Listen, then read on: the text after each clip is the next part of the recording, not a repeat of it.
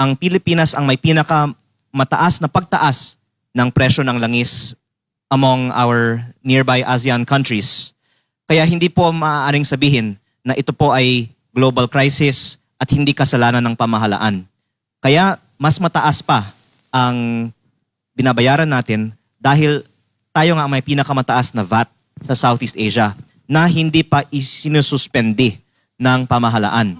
At ang DOF ay nagsasabi na pinag-aaralan pa nila ang pagsuspende ng VAT sa petroleum products. Kaya sana hindi magiging futile ang mga rally o ang mga pangangampanya ng ating mga kababayan para ibaba ito dahil bukas pa sa posibilidad na ibaba ang VAT ang ating pamahalaan at pag mas dumami pa ang ating mga kababayan na nananawagan para dito, then sa tingin ko magre-react ang ating gobyerno.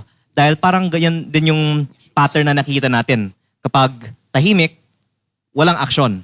Pero pag mainit na ang issue, bibigay ang ating gobyerno sa kagustuhan ng mga tao para manatili sila sa kanilang pwesto.